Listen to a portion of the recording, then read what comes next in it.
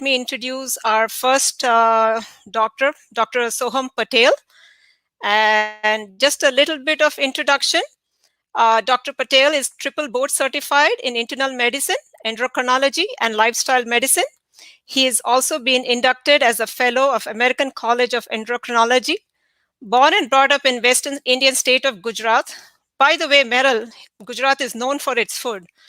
And he's also the alum of BJ Medical College in Ahmedabad, Gujarat. He moved to the US thereafter and pursued residency in internal medicine at University of Tennessee Medical Center in Knoxville, and then fellowship in endocrinology at the University of Alabama at Birmingham. Pursuing the quest to treat the whole person and not just a system, he got board certified in lifestyle medicine and now runs his lifestyle medicine focused endocrinology practice called Center for Preventive Endocrinology and Nutrition in Tampa, Florida. He walks the talk and encourages his family, friends, and patients to adopt a healthier lifestyle. He's been an invited speaker at different community events, health fairs, Veggie Fest, and different online event summits. He's trained in Indian classical music and in his free time likes to spend time with his family and his backyard plants. That's Dr. Patel's, the way you could contact him if you're in Florida and you are looking for a plant-based, and lifestyle medicine doctor. And so you could reach him out there. So without any further ado, I'm going to pass it on to Dr. Patel and let's hear what he has to say. Good evening. Thank you, Sharmila, for that gracious introduction. And I'm thankful for all in attendance to, spend their precious Friday evening hours to listen to us. I hope, it is informative. So the topic that I'm going to be focusing on, the theme of the session today is disease reversal, Desi style, because I'm going to try to modify or adapt that to, the Indian South Asian community, what things that may be, going on. But I'm going to be focusing on type 2 diabetes, insulin resistance, PCOS, those aspects of things which primarily come from insulin resistance, and I'll explain what that means as I start my presentation. So here we go. Again, a disclaimer: this is for information and education only. This is not medical advice in any shape or form, and you should always consult your physician or healthcare provider to get your individual treatment and diagnosis.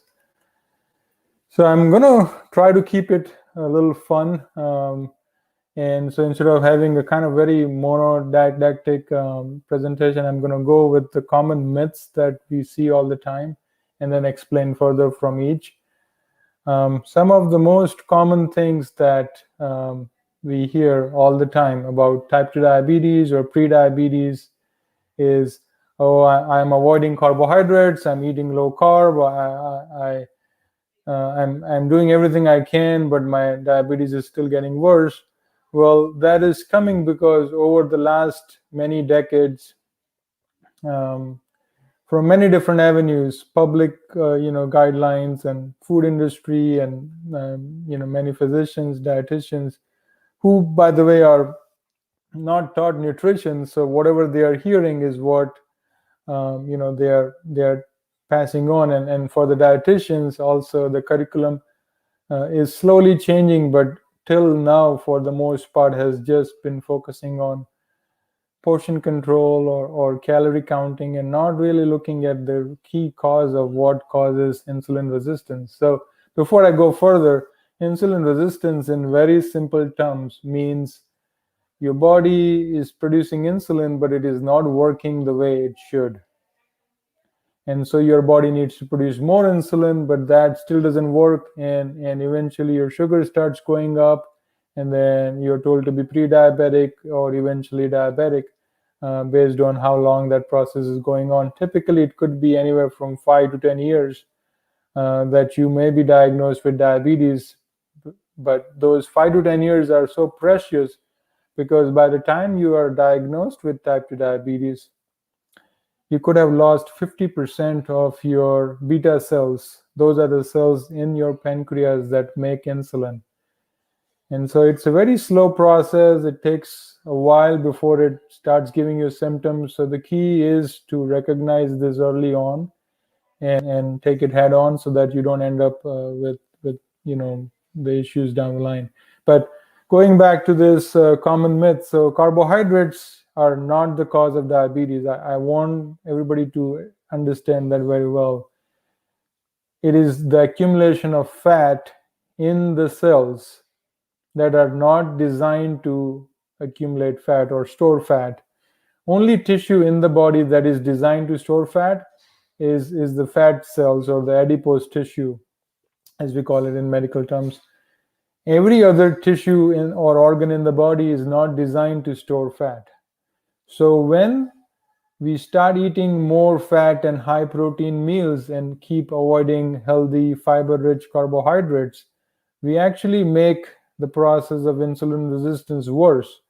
The very first organ that gets all these deposits of excess fat is the liver. And the liver doesn't keep it to itself. It starts sending all that extra fat that it's getting its way to the muscle cells and the pancreas. And we start getting more and more tissues that do not respond to insulin like they should. Now, excess fat going to the pancreas also does more damage, because on one hand, the insulin that your pancreas is producing is not working like it should in the liver and the muscle cells. And on the second hand, because of buildup of fat in the beta cells lose or lower their ability to produce insulin. So we are getting a double whammy. One hand, we are not utilizing or we are able to process insulin like it should. And on the second hand, we are also losing ability to produce insulin. And that may sound like kind of very doom and gloom, but there is a way out to come out of this cycle.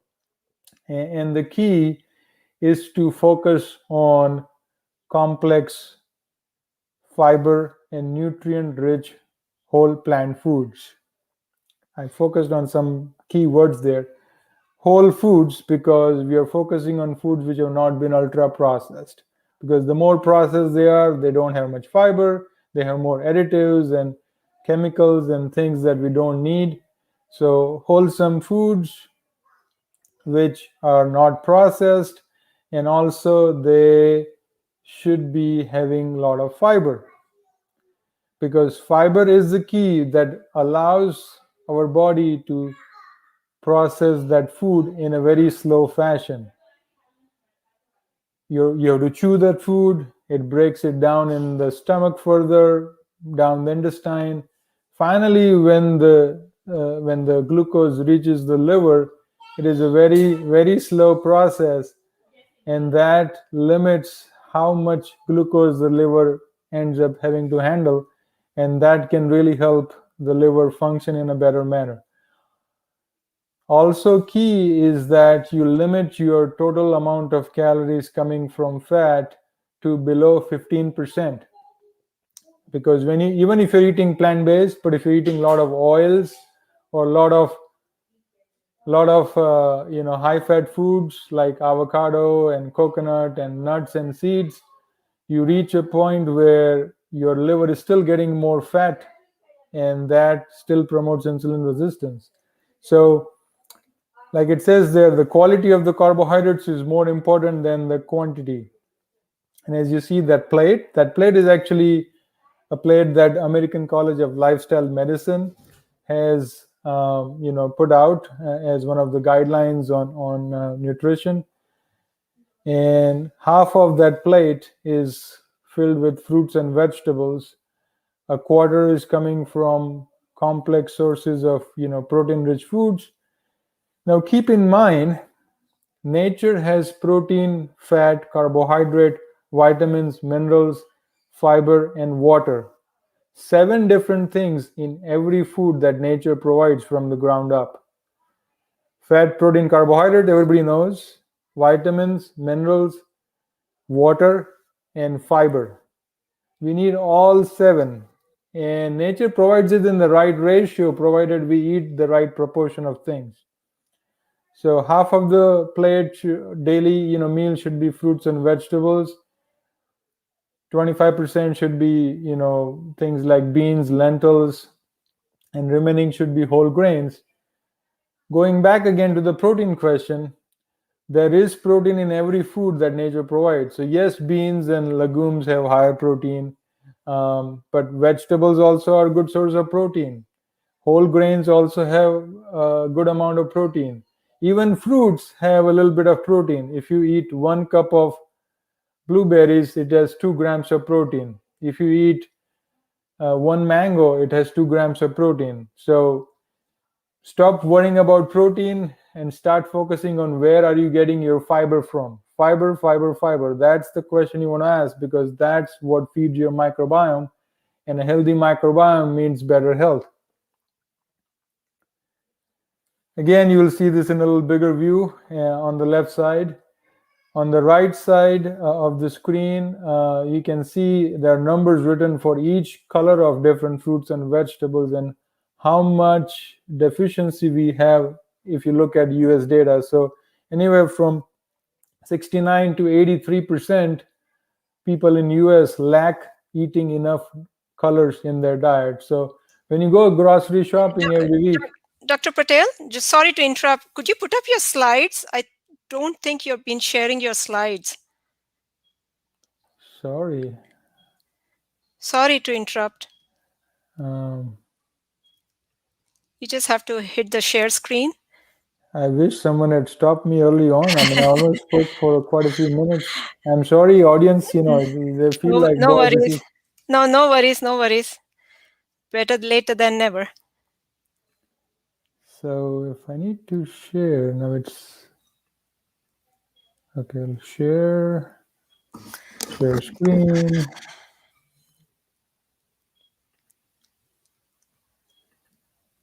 Now I need to go window. Right. There we go. If you could, yes, put it on slide mode. My apologies. Perfect, I perfect. feel I feel horrible. That's okay, that's okay. So Things happen. this was the first slide, which I was talking about the most common myth: carbohydrates are not the cause of diabetes; it's the fat accumulation. And this is the plate again. As you can see, half of it is fruits and vegetables. The quarter of it is beans, lentils, and remaining are whole grains. And as you see on the right side, there's significant lack of different colors that people eat on a daily basis. So it's not like we have to get all those 5-6 colors in our diet every day, but in a week's worth of food pattern, you want to make sure you're getting different colors. So that's when you go shopping, you want to make sure you get some red, some blue and purple, some green, some yellow, some orange, some white, and easily you can get the rainbow. Another way to look at what to eat, what not to eat, is this traffic light system. So the green foods are the ones which are you can eat in abundance. You don't have to count or limit them at all. You eat till you're full. So all types of vegetables, leafy and non-leafy, starchy, beans and lentils, different fresh fruits, different whole grains, limiting gluten as much as possible. Now, gluten is not an issue by itself, but the way wheat has been grown in the last 60, 70 years and the way it has been hybridized, it is in a form that is not good for us. So limiting at least processed forms of wheat, maybe getting some farro or organic wheat berries, which are not processed or hybridized, would be a better way to get some wheat in your diet, but definitely avoiding processed wheat and looking at other grains like oats, brown rice, quinoa, barley, millets. Millets are very nutritious. It is a grain that is found in predominantly Indian subcontinent, and there are 5-6 different types of millets. So each type of millet carries different properties, and they could be very good part of your grain intake. Herbs and spices, which again There are plenty spices in Indian cooking. Mushrooms are loaded with antioxidants, so you want to definitely make sure you're getting a good amount of mushrooms in your weekly meals. Nut seeds, avocado, coconuts, olives, sprouted breads, or multigrain breads. Those are the yellow foods, meaning you can eat them, but you want to limit them because you can easily overdo it, and the amount of fat that you would add can easily start making your liver more insulin resistant and causing things down the line. And the foods that you want to really work on avoiding, which could be a process, but any type of processed foods or fried foods, processed grains, refined sugars, any types of animal foods like eggs, meat. The most common one for the Indian population, which may be quite, there may is a cultural connection actually, is dairy. And I can tell you, I grew up eating lacto-vegetarian, and for good 20 plus years, I had my day started with a glass of milk, ended with a glass of milk. I had about 3 glasses of milk a day, and literally a pound of homemade yogurt every day. And that was my life for 20 plus years, and I struggled with constipation, dry skin, sinus infections every few months throughout my childhood, teenage, early adult life. And the last 7 years that I've been dairy free, I have not had a single bout of cold. Um, my excess weight came off. My skin doesn't pill like it used to be before. This is my skin without any moisturizer, and this can stay the same even in winter months. Earlier, I had to lather it with lots of moisturizer 2 3 times a day, and constipation went away, energy went up. So dairy is a big part of Indian cooking, but it is not helping us. Our forefathers had dairy, but there was a very small portion of the total intake of foods, and the amount of labor that they did from morning till night was way higher than what we do now. And life was simple. We didn't stay people didn't stay up late night. There were no cell phones. Air was more fresh, the ground, the soil, everything was less polluted. So in today's context, to say, dairy, we keep eating that because that's what our forefathers did, is not necessarily true. And also the amount of dairy intake has gone through the roof. um, the amount of cheese that I see today's kids eating is phenomenal. I mean, nothing they eat is without cheese, and that's not how I grew up. I mean, I had cheese, but it was maybe once every couple of weeks, not every day. But it is the reality. Today's kids, especially in Indian families, are having a lot of cheese and processed foods. The second most common thing that I hear all the time, which again is not what the science shows, is if you have diabetes, you should not be, and not even just diabetes, anybody for that matter, we do not need to be eating every 2 3 hours. We have the most phenomenal system that we call the human body, and the lesser we make it work, the longer and better it lasts. Because every time we eat food, our body has to release insulin. Now, insulin is necessary to process any type of food. Fat, protein, carbohydrate, doesn't matter. Insulin is required. But insulin is also a growth promoting hormone, meaning it can promote growth of different tissues. It can cause uterine fibroids, cancers, skin tags, blackening of skin, which is very common sign of insulin resistance, and especially people in Indian ancestry get blackening on the side of their faces. That's a very early telltale sign of insulin resistance. So every time we expose ourselves to more insulin, the higher damage the body causes. Now keep in mind, we need insulin. If we don't produce insulin, then we'll die in 30 40 minutes. It is that vital. But when we have access, it is not good as well. It starts interfering with other hormones like thyroid and sex hormones and all kinds of things. So you want to really limit how much insulin your body gets exposed to.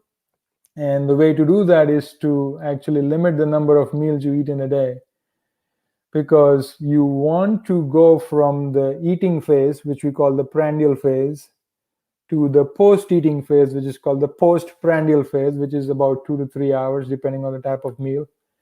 And then we want to go into fasting phase, where the body is not having to process or digest any food, that it can literally go back to cleaning, detoxification, and doing the things that the body needs to do to keep our system efficient before you eat the next meal.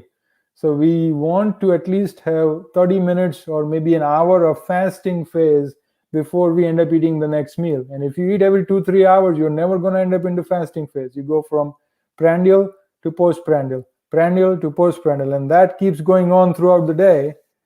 And now, right before bedtime, you eat something else before going to bed. So now the nighttime, which was supposed to be your fasting phase, and the body was going to process things and detoxify and clean the liver, clean the blood, and all that process which should have been happening at night, all that gets put on the back burner. And now your body and your liver, intestine has to process the food that you just ate before going to bed. And you also don't get the good quality of sleep because your system is still running at a high energy state. So it is not going to slow down for your body to feel rested and get into the deep stages of sleep. So, and this has been shown in studies as well, head-to-head trial looking at 6 meals a day versus 3 well-balanced meals a day. The 3 well-balanced meals a day definitely did better metabolically than the 6 meals a day. But you will still keep hearing this over and over again. But I'm trying my best to make sure that is the second learning you take home from my talk today is don't eat frequently. Eating a bigger breakfast, a decent sized lunch, and a smaller dinner is good metabolically. But again, if you have a long day, or we all at some point do some type of stress eating, so it may not possible to have a very small dinner. It's okay. The way I try to address that is you eat a decent breakfast. It's called breakfast because you're breaking the fast from the night before. So you want to eat a good fiber-rich meal like overnight oats or a big bowl of fruits with some, hemp seeds on top or some chia seeds on top. About 3-4 hours after that, you eat your lunch. 3-4 hours after that, you could have another serving of fruit. And it does 2 things. One, the fruit gets digested properly without it getting fermented after other food, and so it doesn't create toxins when it doesn't get fermented. And secondly, if you have it 30 minutes to an hour before your dinner time, it prevents you from overeating at dinner because you're already having some food in the stomach with the fruits, which lowers your hunger cravings, and you get some nice glucose to the brain so you don't feel as tired. And so then when you eat dinner, you are more conscious. You're able to focus and eat the right amount without stuffing yourself up because you're just stress eating and taking it out all on your dinner. And we'll talk about intermittent fasting in the next few minutes, but it kind of goes hand in hand to limit the time that your body exposes to insulin. The third most common thing, again, that diabetics especially get advised is, always eat your fruit with some form of cheese or peanut butter so you get a steady level of sugars. When you eat fruit by itself, keep in mind, I'm not talking about making it a smoothie, because when you turn it into a smoothie, that sugar processes very fast and hits the liver right away. So smoothie once in a while, it's okay, but smoothie on a daily basis is going to cause more insulin resistance. And it's also going to cause more weight gain because, pack in more food that you would not ideally eat if you had to chew it down. But because it's a smoothie, you can gulp down a big shake and not realize how much you consume. So eating the fruit by itself is important because when you combine it with any high-fat foods like cheese or peanut butter or any nut butter for that matter, you are increasing the work that the liver has to do and making it harder to process the insulin. So the sugar has a bigger spike if you combine it with high-fat foods versus if you just eat the fruit and however pieces of fruit you want to eat. But eating the fruit by itself will be metabolized a lot better and will actually help you improve your sugars over time and get you off medication step by step. So focus on eating the fruit by itself. Don't mix it up or don't blend it up with too many other things, because you want to get the benefit of the fiber in its intact form, and let your mouth and abdomen, I mean your stomach and intestine, to do the job of processing it. And the last most common thing is, diabetics cannot do intermittent fasting. No, they can. The key factor is that you got to make sure you talk with your physician and have a plan of what medications you will avoid or you will reduce when you do your intermittent fasting, or if you want to go for a full 24-hour water fast, which is again possible, but you got to talk with your physician, um, and have a plan to know, okay, if I'm taking metformin and I'm taking insulin when I fast, I'm going to skip my metformin. And if your sugars have been running high, you may want to still have some insulin on board, but again, that could go down very fast. So you need to be vigilant when you do water fast for 24 hours if you go that route.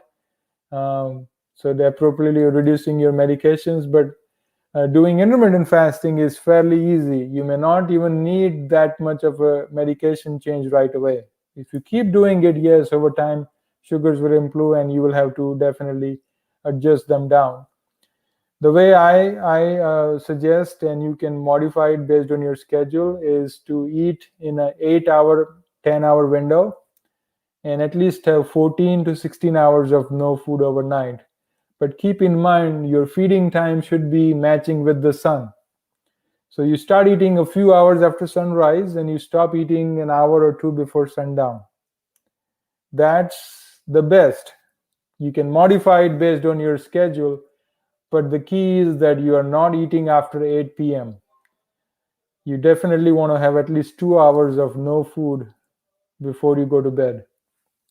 So when you have food in that 8-10 hour window, you will be limiting how much insulin is needed. And again, as you eat foods which are naturally high in fiber, like fruits, vegetables, beans, and whole grains, you will be eating a lot more carbohydrates, but you'll be still needing less insulin. I have patients after patients who are eating a lot more, sometimes 300, 500, 600 grams of carbohydrates from fruits, vegetables, beans, and whole grains, but they are still needing less and less medication, and I'm able to get them off insulin and also eventually off their oral medications in many cases. So again, key is work with your physician, adjust the medications as you need to, but you can definitely do intermittent fasting where you don't eat for 14 to 16 hours every night. Now, like I talked about insulin resistance before, that is one process that can lead to many different issues. So we talked about type 2 diabetes and pre-diabetes earlier, but polycystic ovarian syndrome, or PCOS, or in India it's called PCOD, is a disease that affects so many women. And yes, most of the women may have excess weight, but there are also 20% of women with PCOS who are lean. They may have fat buildup around their abdominal organs, like the liver and the intestine, and that is really what really matters, the visceral fat. But you don't have to be overtly fat to have PCOS. It is quite prevalent. 1 in every 5 women across the world, across all ethnicities, are suffering from PCOS, and the reasons are multifold. But food is a very, very big factor. There is plastic and BPA, pesticides, many other factors in the environment which also play a role why it is causing, affecting so many women. But food is something that is definitely in your control, and that if you can modify, can really do wonders. I have patients who have been having irregular menstrual cycles for months or years, and within just a couple 3 months of going 100% whole food plant-based, relatively low in fat, they start getting normal menstrual cycles without needing any metformin or any other medications. and the response could vary. Someone may need 6 months of doing that before they start having cycles, but food is very beneficial and it's very powerful, so never ignore the power of food. Along with food, we also need to focus on our sleep habits and rest, getting having maybe couple hours every week that you focus on self-care, that you maybe go out in some state park or some natural garden or some place where you can look at trees and nature, and just be in tune with nature, listen to the birds chirping, let enjoy the sunlight. But that actually allows you to ground, and it has multiple benefits of at least having a couple hours of nature therapy every week. And you can do a lot more if you want, but at least bare minimum couple hours every week. Making sure you're going to bed at a good time, going to bed after 10 p.m. As you keep going further, it's metabolically not good. And definitely after midnight, if you even if you sleep 7-8 hours after midnight, it is not the same quality as going to sleep before 11 p.m. So the quality of sleep matters more than the quantity of sleep, and the time that you go to sleep also is equally important. We have tremendous systems, or the sciences actually, the yogic science and the science of meditation are so huge, systems that have significant benefits for the whole body, for the mind, for the heart, for your metabolic health, for your immune system. It's a complete system. I don't think I can do justice on it, but the reason I mention them is those are modalities which should be part of our daily routine in some form. And the most easiest way to start that is to just start with some moments of deep breathing every day, and you can do it a couple of minutes in the morning, couple of minutes in the middle of the day, definitely when you're driving back and forth from work, and then when you're trying to fall asleep at night. So there are times where we can add things without having to spare extra time and work on improving our health. You see that staycation, that station workstation that you can adjust. So if you're sedentary at a work desk all the time, either getting up every hour or having an option of this type of mobile workstation where you can stand up and down and do things, things that you can put in your routine without having to go an arm and leg out of your way. Like I said, sleep hygiene is very important, and the biggest culprit that affects our sleep is our blue light exposure that we have in the evening hours. Because when we expose to blue light, our body thinks this is daytime, and so it lowers the melatonin release, which is such an important molecule for good sleep, but it is also a very important molecule for cancer prevention. Low melatonin levels have been shown to be connected to risk of breast cancer. So it is not just for good sleep, but also for good effects for rest of the body. And we really need to work on a routine. It's not like you're doing a million things, checking your emails and doing things and watching TV, and then the next minute you can fall asleep and expect to get good quality sleep. So you need to create a routine. It could be 15 minutes, it could be half an hour, it could be 2 hours, whatever works for you, but a routine which involves relaxing music, some journaling so that you can allow you to de-stress from the day's stresses, taking a warm shower which will mimic the effect of melatonin, and keeping all your blue light devices away, 10 feet away from you. And definitely no TV in your bedroom. Bedroom should only be for sleeping and getting intimate, nothing else. So no food, no TV, no reading in the bed. Everything should happen outside the bed, so that you're conditioning your brain to do the right thing. A quick few slides on supplements, because I think that's a very common question that comes through. We don't need a laundry list of supplements, okay? Yes, the quality of soil has gone down. Yes, there is a reduction in the amount of minerals in the soil, but still you don't need a laundry list of supplements. Eating foods that are locally grown, getting it through farmers market, knowing your farmers, those could be things that can get you cheap but good quality food, and you don't have to spend a lot of extra money to going to big supermarkets. So be creative, talk to, find local sources in your community. But there are 3 supplements that I take myself, and I always recommend to my patients as well.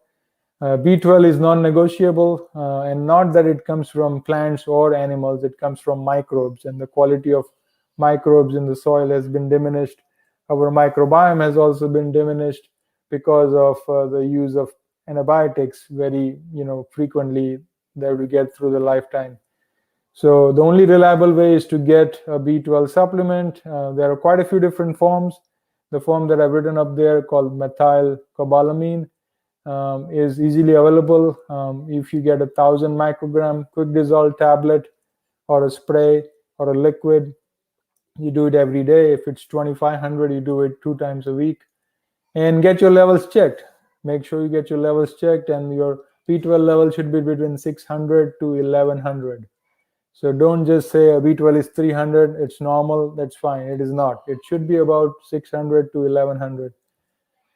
D3 and K2, again, they work together very well, and it has synergistic effects on your brain function, on your heart disease prevention, on your immune system, on getting the vitamin D level up, and also not adding extra calcium in that. You need the calcium from the food, from the leafy greens, from the beans, from the fruits and the whole grains. But taking D3, 5,000 units with 100 micrograms of K2 with a bigger meal of the day, because it absorbs well with food. So don't take it empty stomach. You're not going to get the full benefit. But couple times a year, get your levels checked. And this should be across the year.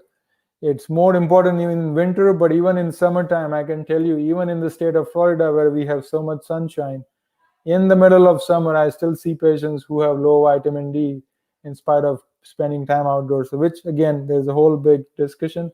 I'm not going to go into the reasons, but please make sure you take your vitamin D. It's also very important from the current last year and a half that we've gone through in terms of immune system. So vitamin D is very important, and it is also important for insulin signaling. If your vitamin D level stays below 60, your insulin doesn't function as it should. So it creates more trouble for diabetes. So definitely a good vitamin D level. Iodine, there is some deficiency of iodine in the salt. So before you start a supplement, definitely get your level checked. And you want to try to keep it in the middle of the range. If it's not, you can get an iodine liquid for that dosage, or eat some clean source seaweed in your weekly routine. But definitely get your levels checked.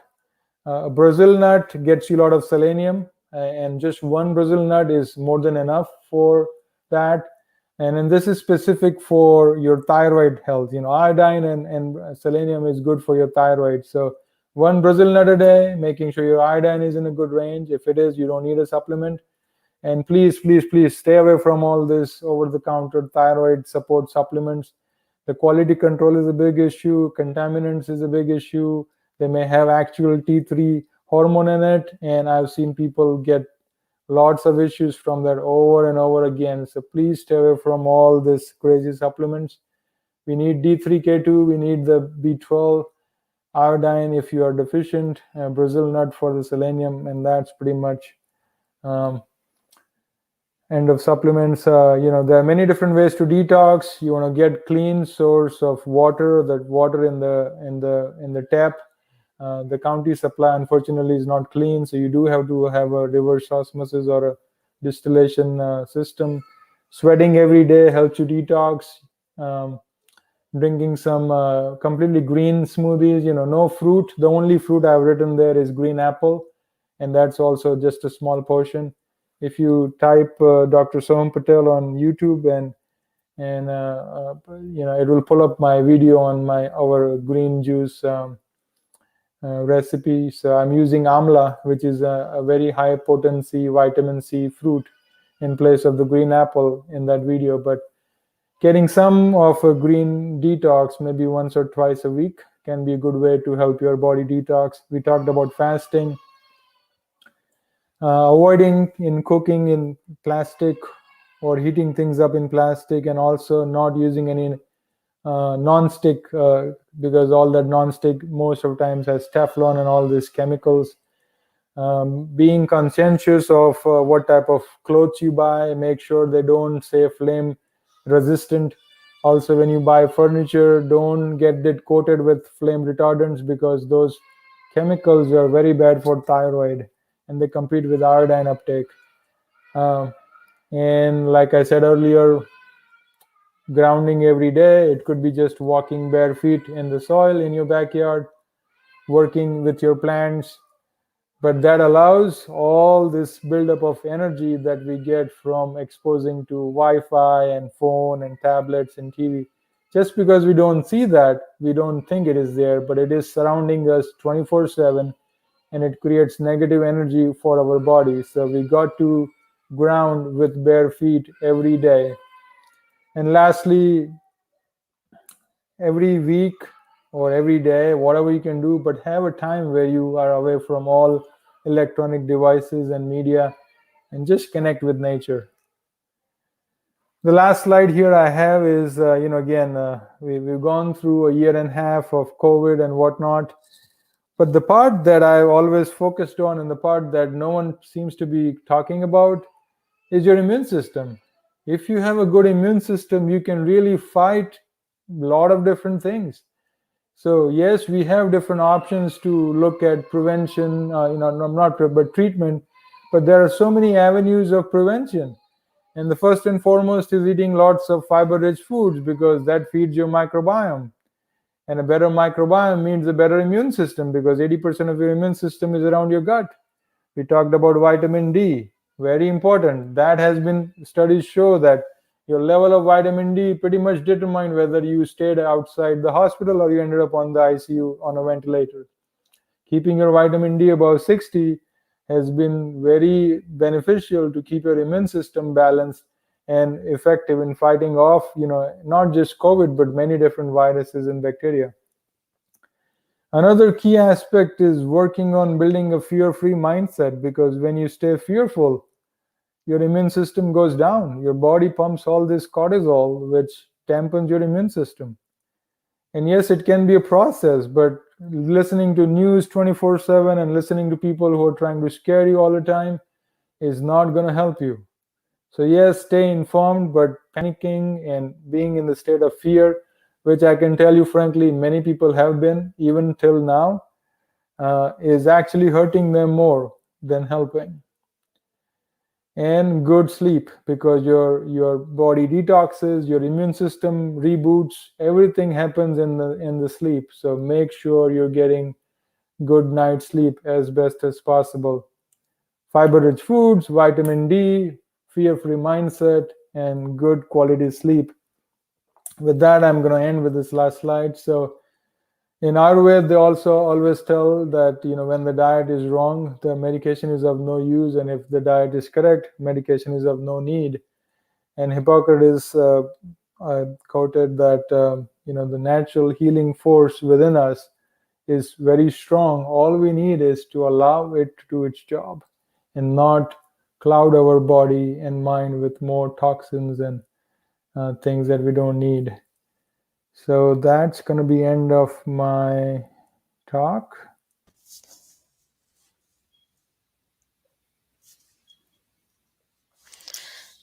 Thank you, Dr. Patel. That was an excellent and very, very informative presentation. If anybody would like to follow Dr. Patel, I do have, I think my screen is getting shared. It's he could be reached on Facebook at CFPEN, or YouTube, also the same handle. And on Twitter, it's at plant_ENDO. And with that, I think we might have time for just maybe a couple of questions. So let me ask. Let's go. Somebody did ask, is there a specific time you would like us to take all the supplements that you did recommend? So B12 is any time in the day, and because it's sublingual, you want to make sure you don't have any food or liquid 5-10 minutes around that, so it absorbs directly, and you get the most benefit. And the vitamin D should be after a bigger meal of the day, because it's a fat-soluble vitamin, so you want to make sure you get the best benefit out of it. So D after a meal, bigger meal of the day, and B12 anytime when you have 5-10 minutes of no talk, no food, no liquid. Okay. Thank you. And then somebody asked, can you be insulin resistant without being diabetic? Yeah, because insulin resistance is actually the process that starts and it takes many years. So, on average, by the time you're diagnosed to be diabetic, you could be insulin resistant for 10 to 20 years. Like I was mentioning earlier, one of the very common telltale signs is that blackening of the skin on the side of the face, which I see mostly in Indians and Hispanics. But for Caucasians, you see more on the back of the neck, elbow. Those are signs that your insulin production is way higher than what it should be. And by the time your fasting sugar starts going up, it may already be later in the process. Now, how you can get it checked is when you get labs done with your physician, make sure you ask them to check for fasting insulin level with the fasting glucose, part of the chemistry. And if your fasting glucose is below 100 and your insulin level should be less than 5, that would mean you're insulin sensitive. As your insulin level fasting starts going higher, 10, 15, 20, you're getting insulin resistant. So keeping your insulin level fasting below 5 with your glucose at the same time below 100 on the lab, that means you're insulin sensitive. As it starts going higher, you're on that journey towards insulin resistance.